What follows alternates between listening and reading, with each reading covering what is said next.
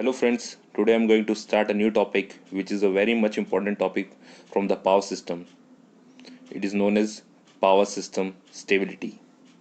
Let's start it. Power system stability. It is the ability of an electric power system to regain equilibrium or synchronism after being subjected to a physical disturbance.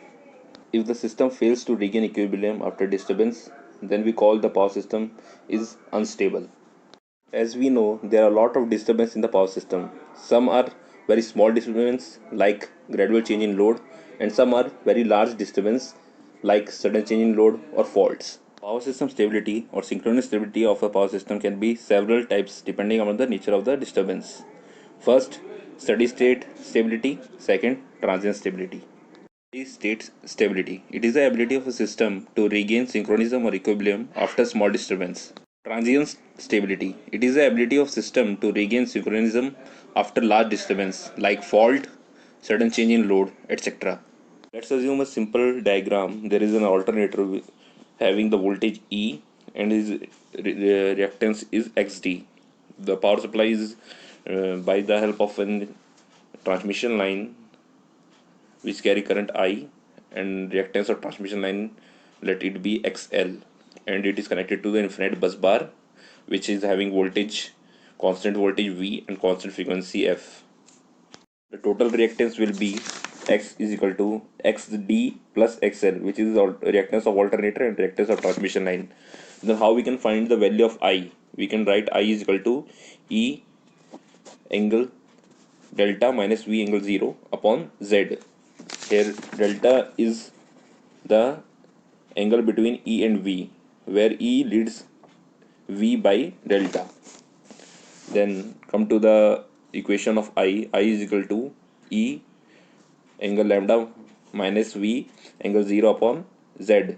Here Z we can write as R plus JX.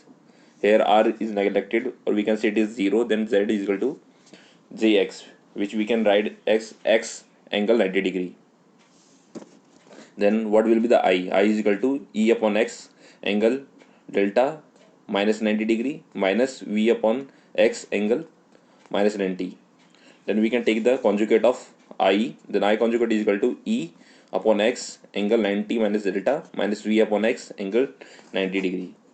As we know, S is equal to P plus JQ is equal to V I conjugate. Then after deriving the equation as shown, we will find that the active power P is equal to EV upon X sine delta, and the reactive power Q is equal to EV upon X cos delta minus V square by X. If we consider the value of delta is equal to 0, then we find out the value of P, which is active power, becomes 0, and Q is equal to EV by X minus V square by X. What will happen if E and V is both equal? Then we find out the reactive power becomes 0. The following are the important points which we derived from this equation. Is that first, in AC transmission, for the transfer of the active power from a sending end to receiving end, the phase difference between sending end to receiving end is essential. Means delta is not equal to 0. Second, for the transfer of reactive power, the potential difference between sending end to receiving end is essential, which means E is never equal to V. The power is transferred from leading bus to lagging bus. The resistance is not necessary for the transfer of the active power, but reactance is compulsory. But to satisfy maximum power transfer, resistance is compulsory. What is the condition for the maximum power transfer? Is X is equal to root over 3 R. The next topic is power angle curve. What is power angle curve? Power angle curve of a machine is the graphical representation of electrical output with respect to the power angle. Power angle is also known as load angle. In our last derivation, we see that active power P is equal to EV upon X sine delta. EV upon X, we can write it as P max. Then P is equal to P max sine delta, where P max is equal to EV by X, which is also known as steady state stability limit. It is a maximum amount of power that can be transferred from sending end to receiving end without loss of synchronism. Now we draw a graph between P and load angle delta. assuming rest of the parameter to be constant.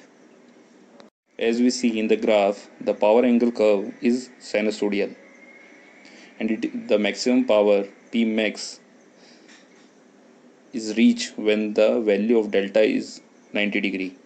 What conclusion we find from the graph? As we see, when the value of delta is increasing from 0 to 90 degree, the output increases sinusoidally. But increase in power angle beyond 90 degree, the electrical output decreases.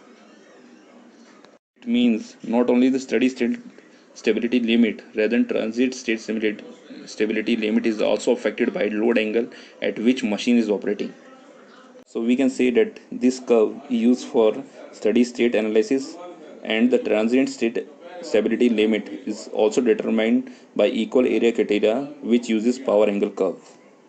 In next lecture, we will see the other topic of power system stability.